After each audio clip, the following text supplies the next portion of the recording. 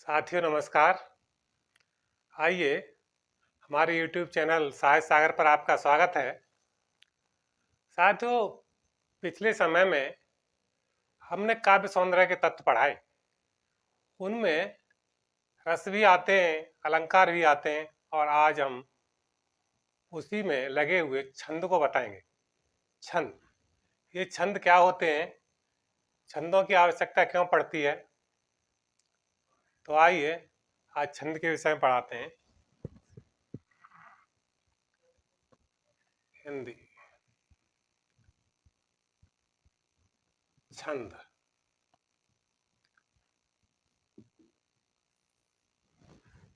छंद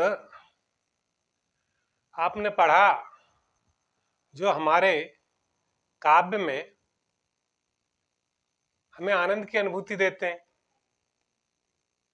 हमारे हृदय में जो आनंद की अनुभूति होती है, जो सुंदरता बढ़ती है कविता रूपी नारी की, वो रस, छंद और अलंकारों से ही बढ़ती है। तो आज इसकी सुंदरता बढ़ाने के लिए हम छंद का प्रयोग बताएंगे। छंद में छंद जो है छिद धातु से बना है। संस्कृत की जो छिद धातु है उसके द्वारा छंद शब्द बना, जिसका अर्थ होता है ढकना। छंद, ये जो संस्कृत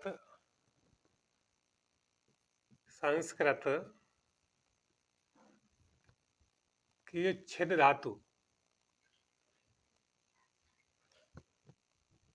धातु से छंद शब्द बना। छंद शब्द बना है। अब ये इसका अर्थ होता है ढकना। इसका शाब्दिक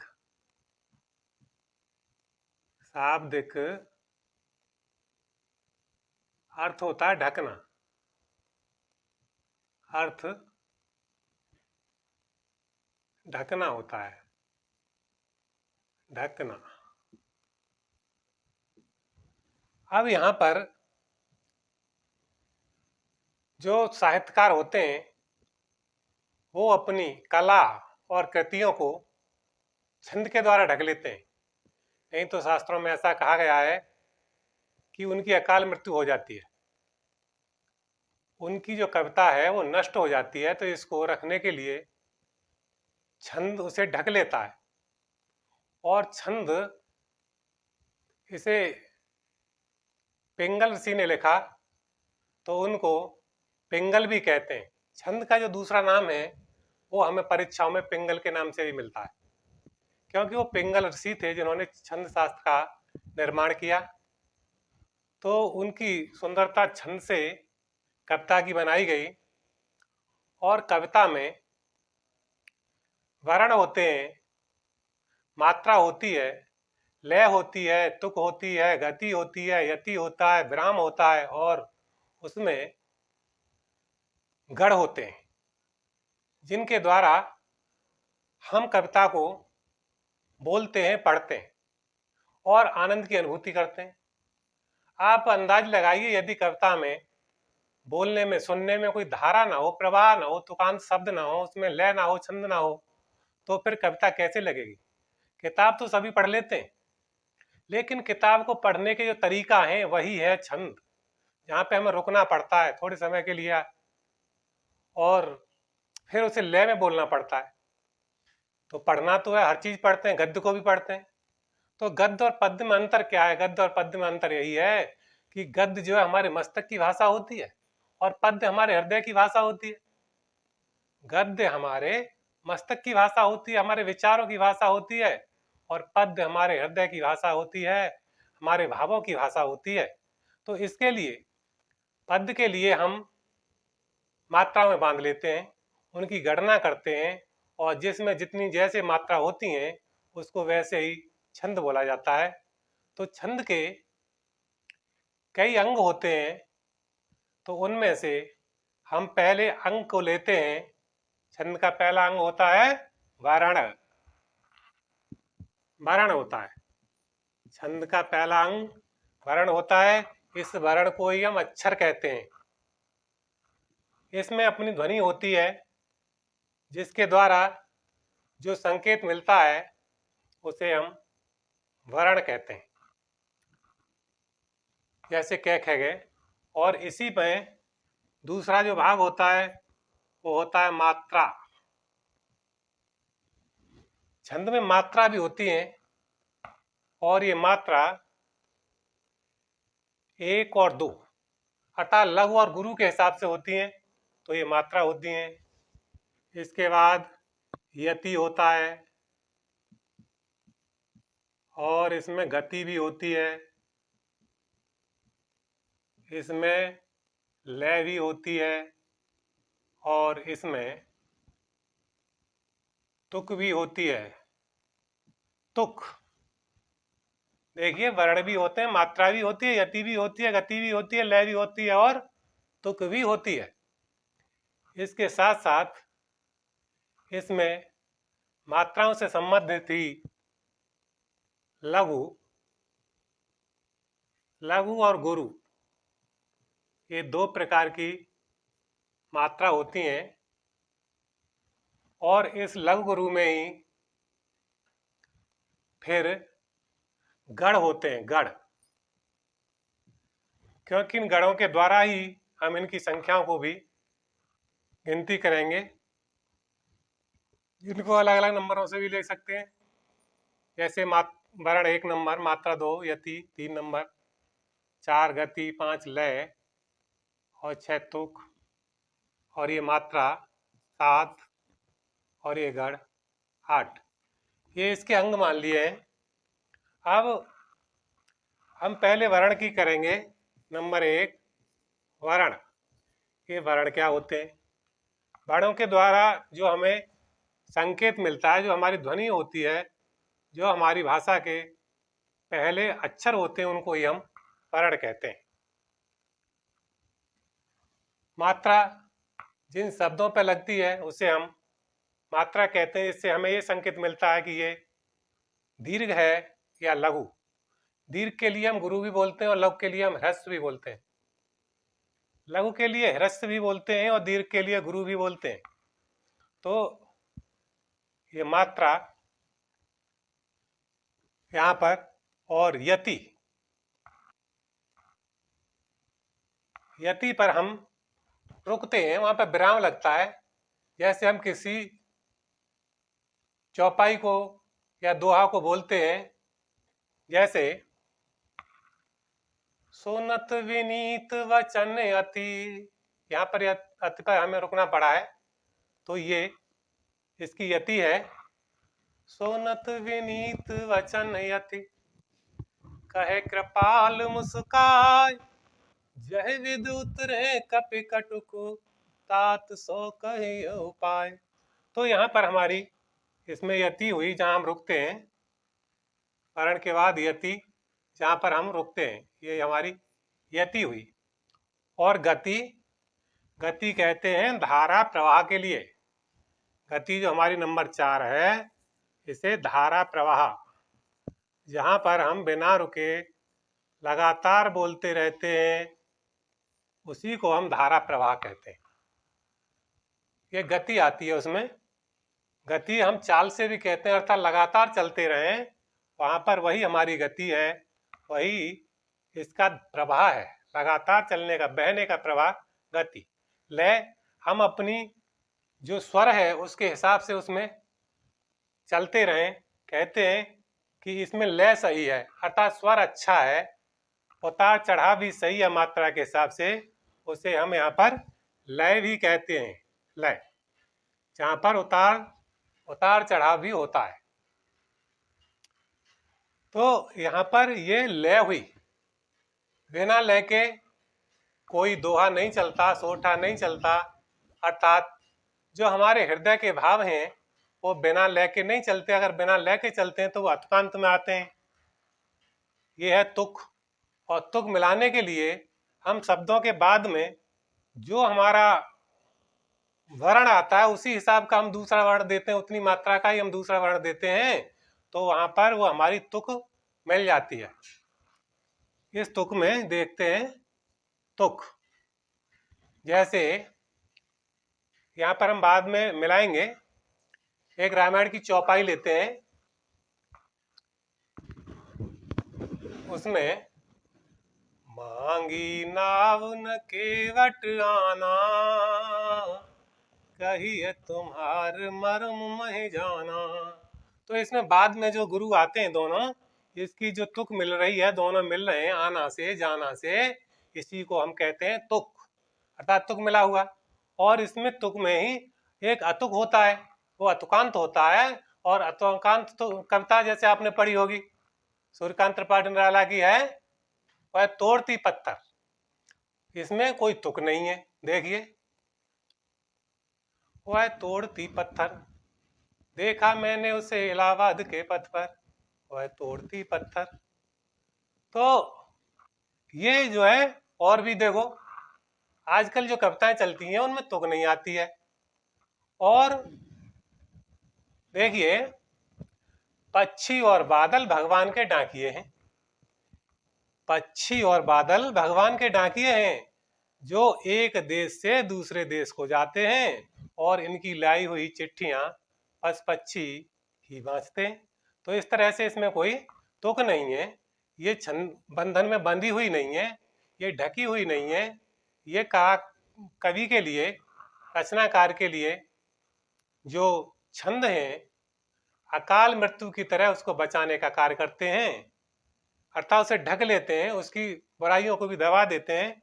तो इस तरह से यहाँ पर ये, अच्छा उसके बाद ये मात्रा, मात्रा लेते हैं। मात्रा होती है लघु, लघु माने छोटी।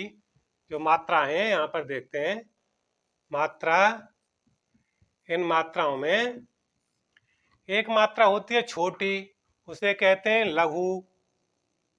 छोटी मात्रा के लिए लघु बोलते हैं। लघु का मतलब एक होता है, एक मात्रा लगती है। और लघु की जो मात्रा है वो लगती है छोटा आ, छोटी ई और छोटा ऊ, क्रय और लृ। इसमें ये मात्रा छोटी होती है, इन्हें हम लघु कहते हैं।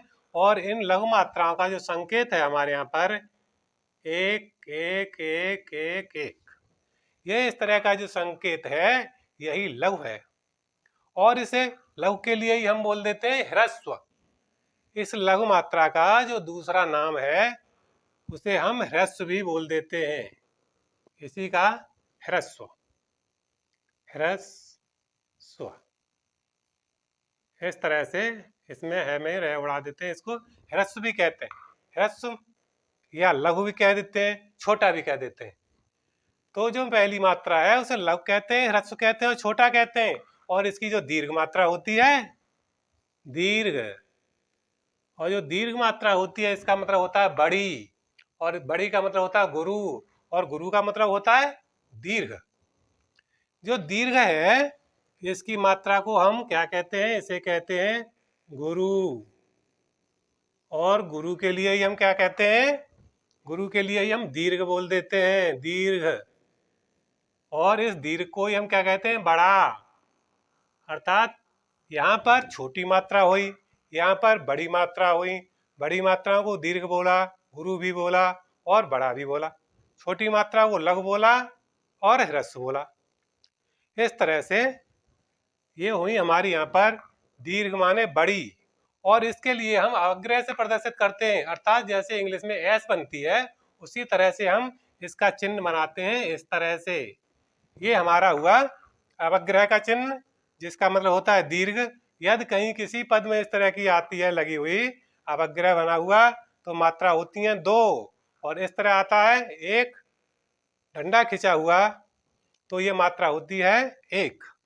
इसकी मात्रा दीर्घ की दो मानी जाती है, गुरु की दो मानी जाती हैं, बड़ी की भी दो ही हैं, और ह्रस्व की एक मानी जाती है, लघु की एक मानी जाती है। इसमें क्या आता है, इसमें आता है बड़ा आ।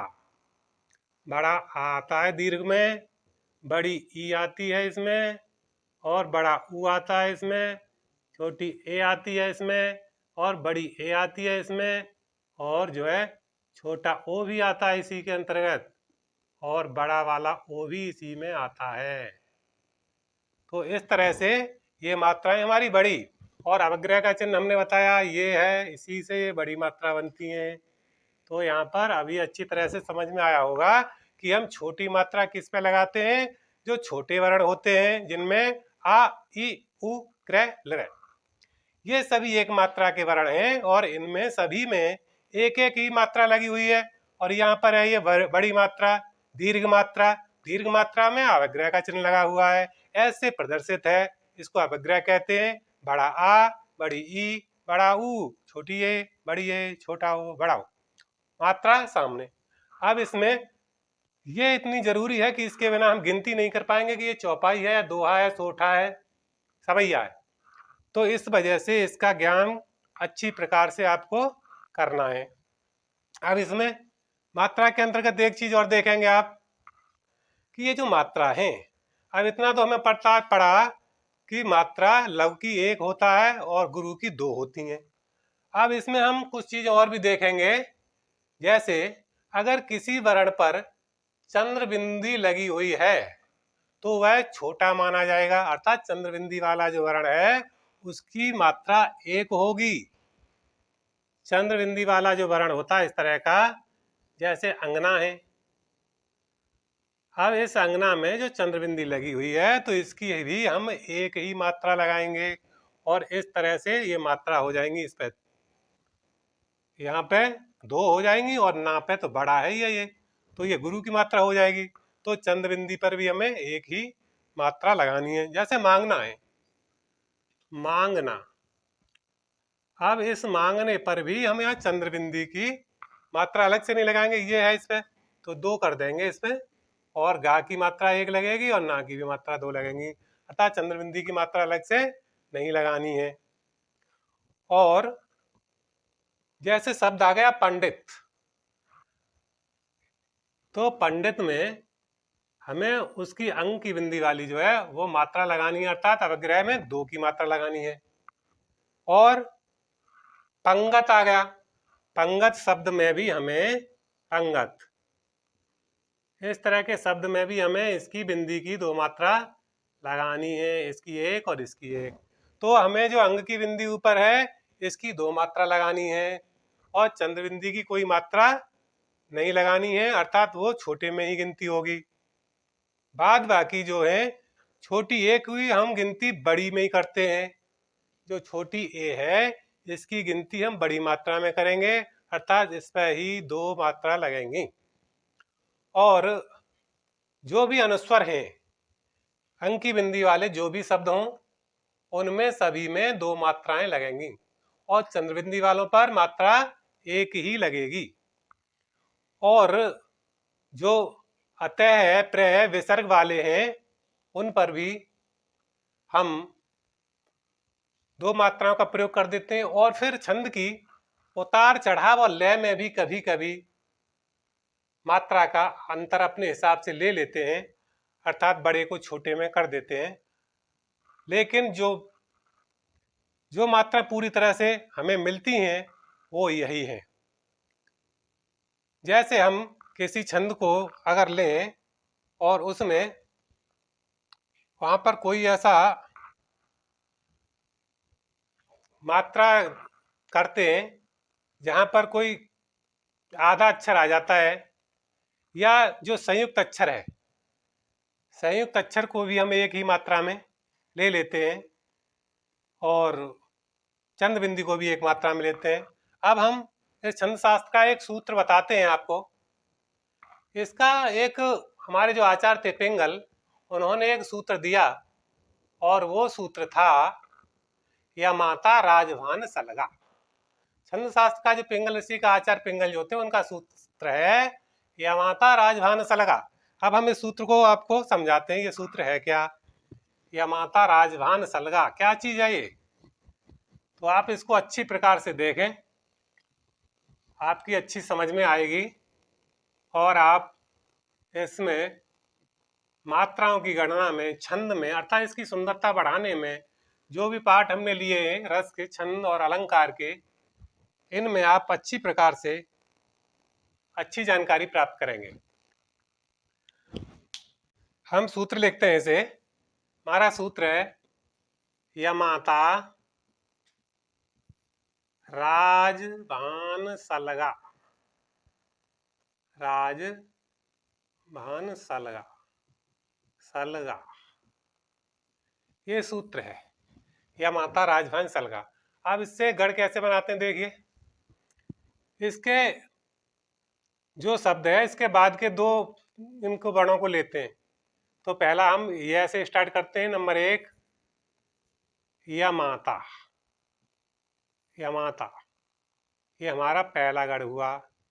नंबर 2 माँ तारा, यहां तक लेंगे, 3 अक्षरों के लिए लेंगे तो माँ तारा। फिर तीसरा लेंगे ताराज, ताराज। फिर ये नंबर 4 वाला लेंगे राजभा, राजभा। इसके बाद फिर राजभा से हम लेंगे जभान, 5वां जभान। और फिर हम छठा लेंगे जभान से भानस, भानस। फिर हम 7वां लेंगे नशल, यहाँ से नसल। और फिर हम 8वां लेंगे यहाँ से सलगा। ये शब्द सलगा है तो सलगा, 3-3 से लिए हैं सभी, तो ये सलगा, सलगा। इस तरह से ये हमारे गढ़ों की संख्या हुई 8। यहाँ से यमाता लिया, माँ से माँ तारा लिया, ता से ताराज लिया, और फिर राजभा। इसके बाद जभान लिया यहाँ पर, जभान। इसके बाद भानस छठा लिया, भानस।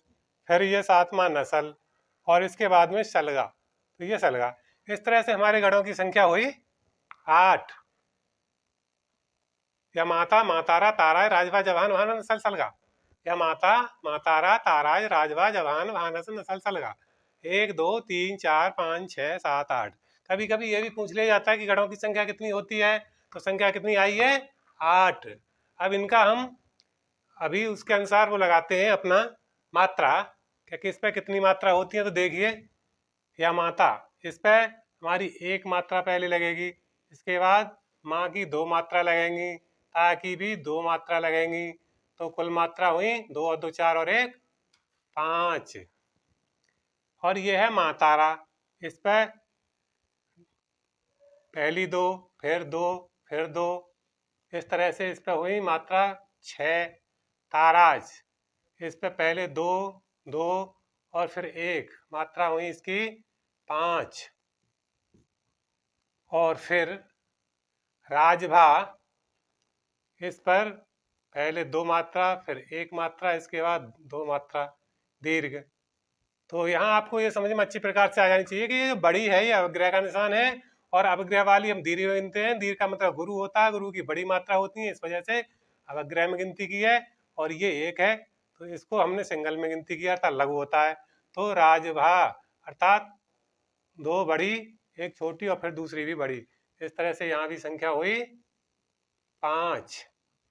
फिर ये जभान, इसमें भी 1, और यहाँ पर डबल 2 और यहाँ 1, तो ये भी हो गई 1 2 और 2, ये 4, इसकी संख्या हुई 4। और यह भानस अर्थात 2, इसके बाद सिंगल हमारे यहाँ पर लघु की मात्रा, ये भी लघु है, तो यहाँ पर मात्रा हुई 2 और 2 4, ये भी 4 हुई। इसके बाद यहाँ पर नस्ल में ये सभी छोटे हैं अर्थात लघु हैं, इस कारण इनकी मात्रा जो लेंगे हम लघु लेंगे 1 1 1 1 1 1 अर्थात नस्ल। तो यहाँ पर मात्रा हुई हमारी 3। अब यह सलगा, तो अंत में गुरु होता है, गुरु का मतलब बड़ा है। जैसे यहाँ पे 1 1 2 बराबर 1 1 2 और 2 4 बराबर 4। तो ये हुई यहाँ पर गणों की गिनती, 8 होते हैं। ये इनके द्वारा जो लगी हुई मात्रा है वो और यहाँ पर हमने ये संख्या आपको बताई। तो ये जो है हमारा सूत्र, यहाँ पर यमाता राजवंश अलगा सूत्र यहाँ आकर के ये क्लियर होता है कि ये यमाता राजवंश अलगा क्या है। यमाता राजवंश अलगा यही है कि इसमें गढ़ छिपे हुए हैं। यमाता माता मातारा तारा राजवा जवान भान नसल अलगा। तो इस तरह से ये इनकी मात्राएं हैं और यहाँ पर हमने इनकी गिनती कर दी है। इस प्रकार से आज का आपका जो हमारा ये पढ़ाई का वो था यहीं तक। इसके बाद आगे की वीडियो में आपको पढ़ाएंगे, बताएंगे। और आज होली भी है, तो आप सभी के लिए होली की बहुत बहुत हार्दिक बधाई। इसमें हमें अपने अंदर से मन की ईर्ष्या और जो हमारे दूसरों के प्रति गलत विचार हैं उनको होली में जला के भस्म कर देना चाहिए और फिर प्रसन्नता के साथ हमें एक दूसरे के गले मिलकर के अपने प्रसन्नता से अपने त्यौहार को मनाना चाहिए। तो आपके लिए होली की बहुत बहुत शुभकामनाएं। धन्यवाद। जय हिंद।